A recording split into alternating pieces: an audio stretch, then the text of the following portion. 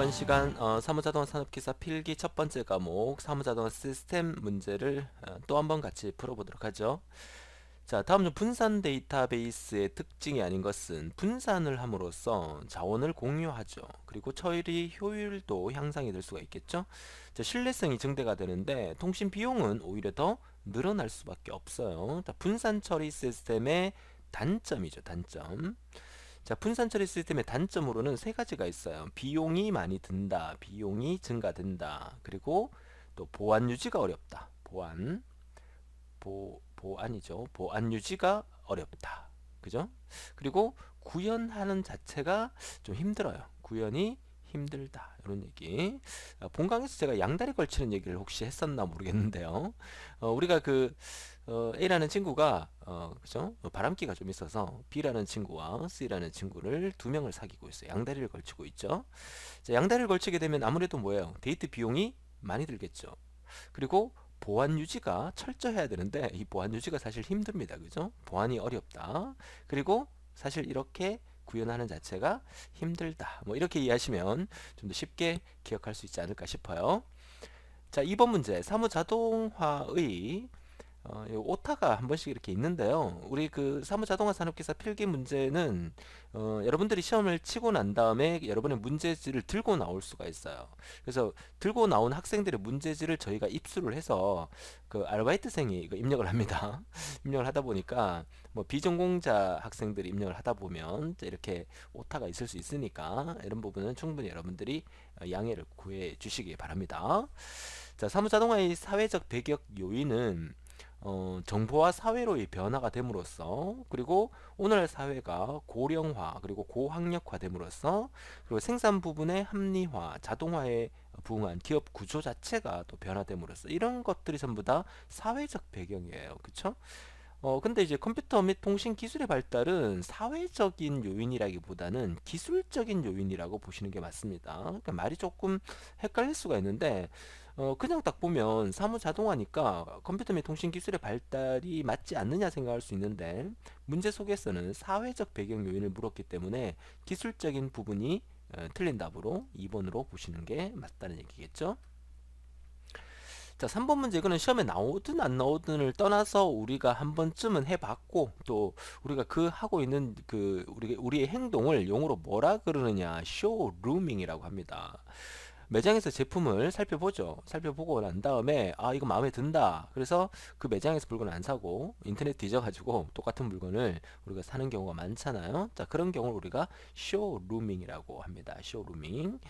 영어로도 이제 쇼 하고 난 다음에 그죠? 룸을 얘기하는 루밍을 의미하시면 되겠습니다. 뭐 전자 옥션 이런 것도 있고요. 온라인 경매도 있고, 아이쇼핑은 아시죠? 그 눈으로 쇼핑하는 거, 그걸 얘기하는 거고요.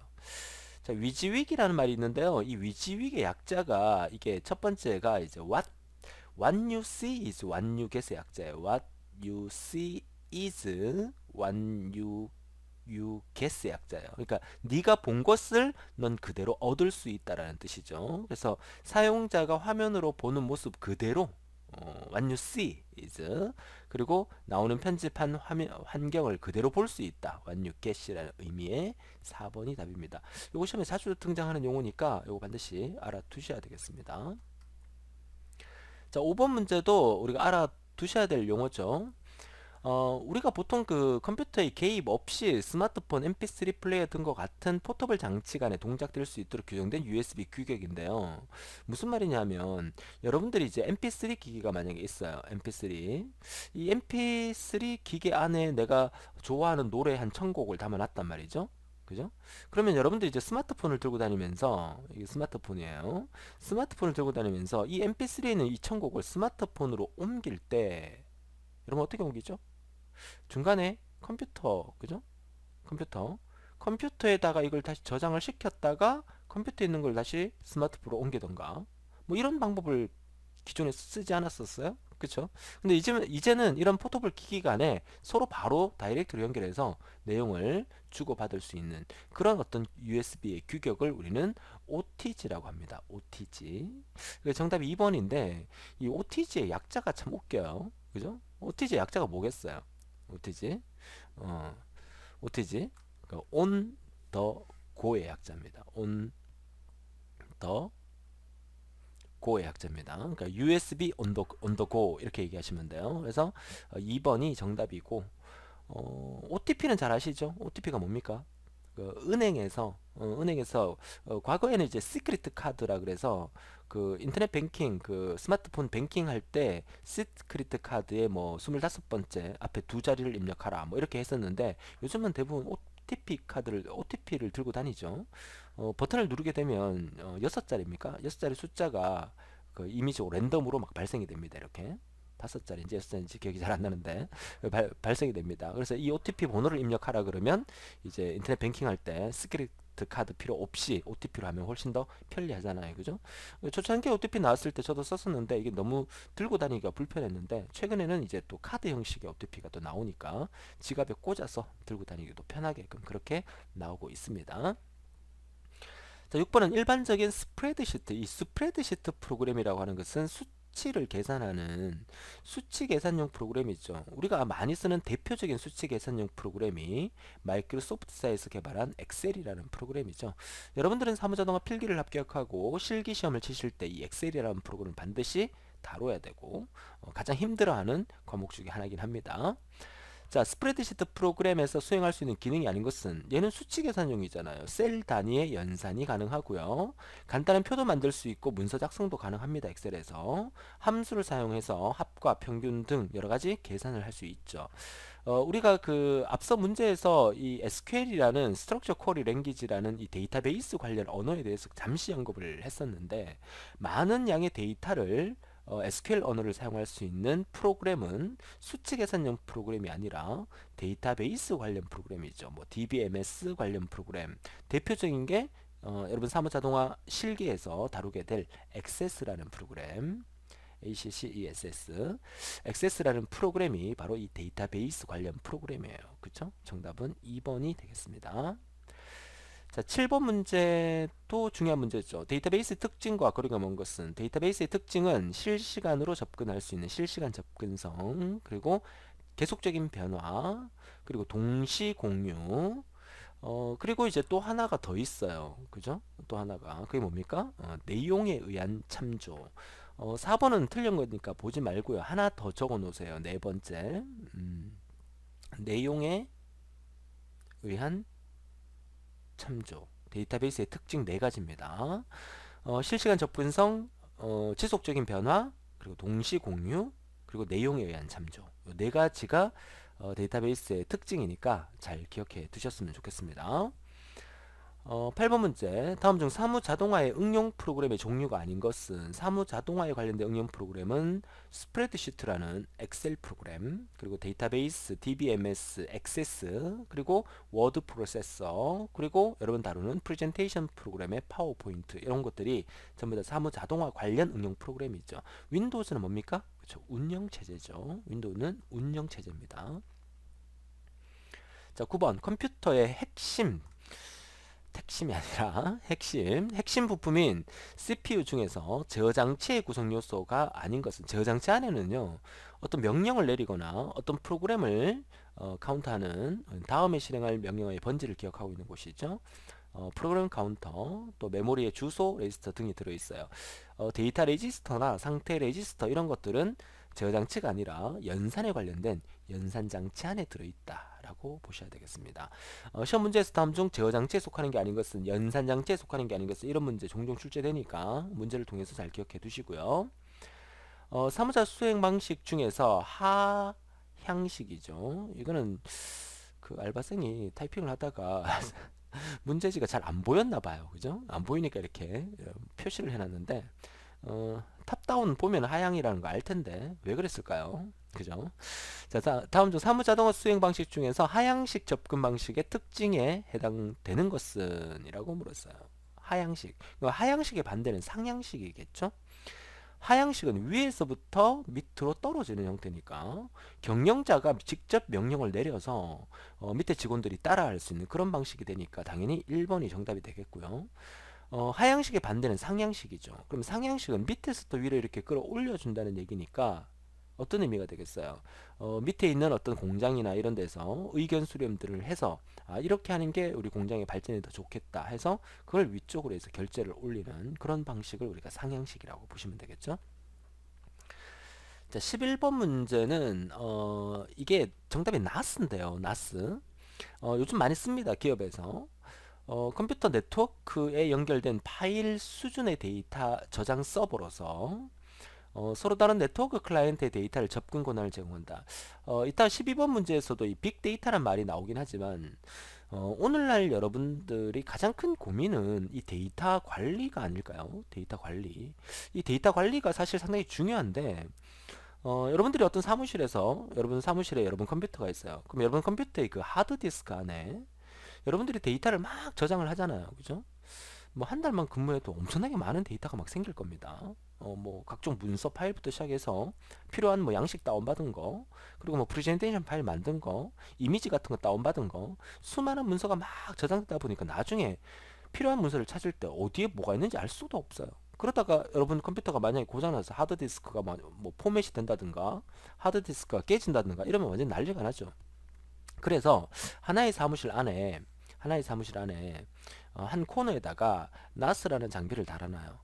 자, 나스라는 장비를 달아놓고 그 다음에 여러분 자리에서 부장님 자리에서 과장님 자리에서 뭐 다른 사람 자리에서 각각의 작업한 내용들을 각각의 컴퓨터에 저장하는 게 아니라 이 나스라는 시스템을 네트워크 상으로 저장을 하는 거예요. 네트워크. 그 하드디스크를 공유한다는 의미겠죠. 네트워크에 저장하는데 이 네트워크는 그냥 여러분 사무실에 연결된 네트워크가 아니라 IP 주소, 전용 IP 주소를 이용을 해서 이 NAS의 IP 주소만 알고 뭐 로긴 정보만 안다 그러면 여러분들이 저장했던 이 모든 것들은 이 NAS에 저장이 되면서 여러분들이 퇴근 후에 집에서 그죠? 집에서도 이 IP에 접근을 해서 이 NAS에 있는 파일을 그대로 불러오고 또 저장하고 할 수 있는 그런 형태의 어떤 대용량 저장 장치다 이렇게 보시면 돼요. 그걸 우리가 NAS라고 부릅니다. 그래서 이제 11번 문제 정답은 나스라고 보시면 되겠고 FDD는 이제 플로피 디스크 드라이브라 그래서 과거에 쓰던 이제 플라스틱으로 된 그 소용량의 디스크를 의미하는 거고 하드 디스크는 보통 여러분 컴퓨터 안에 저장되어 있는 대용량 보조 기억 장치가 되겠죠. 그래서 12번 문제가 데이터의 생성의 양, 주기, 형식 이런 것들이 기존 데이터에 비해 매우 크기 때문에 종래의 방법으로는 수집, 저장, 검색, 분석이 많이 어려워 또 방대한 데이터를 의미한다는 이런 의미. 문장의 말 자체가 조금 앞뒤가 안 맞는 부분이 있지만 가장 중요한 말은 엄청나게 많은 이런 방대한 데이터를 의미하는 말이 뭐냐라는 얘기니까 이게 빅데이터라는 거죠. 근데 이 빅데이터라는 말 자체가 중요한 게 아니라 오늘날 여러분들이 그 이 빅데이터 시대를 살고 있어요. 빅데이터 시대. 빅데이터 시대를 살고 있으면 여러분 주위에서 일어나는 각종 모든 사건 사고들도 하나의 데이터가 될 수 있어요. 경찰청에서 한 100년간의 그 도시의 사건 사고들을 막 저장을 해서 데이터베이스화 시켜놨단 말이야. 컴퓨터 저장해놨단 말이야. 그러면 슈퍼컴퓨터가 이제 조회를 하는 거야. 100년간의 이 지역에서 이러이러한 사건들이 막 일어났으니까 앞으로 이 지역에서 또 비슷한 유형의 어떤 사건들이 일어날 수 있다는 정보를 예측하게 되는 거죠. 뭐 대표적인 게 이제 뭡니까? 날씨죠, 날씨. 날씨는 과거 수백 년간에 일어났던 모든 날씨들의 슈퍼컴퓨터가 그 날씨들을 분석을 해서 앞으로 일어날 날씨를 예측하는 거잖아요. 그렇죠? 이런 비슷한 것들이 영화에서 한번 등장을 했던 것 같은데 무슨 영화죠? 톰 크루즈 나오는 영화인가? 그죠? 그런 영화에서 한번 등장을 했었는데 아무튼 오늘날은 빅데이터 시대이기 때문에 내가 많은 데이터를 갖고 있으면 있을수록 앞으로 내가 할 일에 대한 예측이 가능하다는 거 그런 시스템이 앞으로 만들어지면서 이 사회가 좀 더 예측 시스템의 사회가 될 수 있지 않을까 그렇게 생각을 합니다. 자, 데이터 마트와 데이터 웨어하우스는 지난번에 한번 설명을 드렸던 것 같고요. 데이터 웨어하우스는 방대한 이는 빅데이터 자료를 저장해두는 공간이라면 데이터 마트는 사용자와 데이터 웨어하우스 중간에서 연결해주는 역할을 하는 게 데이터 마트다. 이렇게 개념을 잡아주시면 되겠습니다. 자, 13번. 자, 경영정보 시스템 MIS는 일반적인 구성 요소에서 MIS의 본부와 같은 역할을 하는 시스템을 의사결정 시스템이라 합니다. 본부에서 하는 거니까 의사결정이다. 이렇게만 기억하세요. 뭐 크게 중요한 내용은 아닙니다. 14번으로 가겠습니다. 14번은 사무 자동화의 궁극적인 목적은 뭡니까? 생산성이 향상돼야 되겠죠. 그리고 사무 부분의 질이 향상이 돼야 되겠고, 사무 부분의 비용도 절감돼야 됩니다. 사무 자동화를 무조건 컴퓨터 막 들여서 전산화시키는 게 궁극적인 목적은 아니라는 거죠.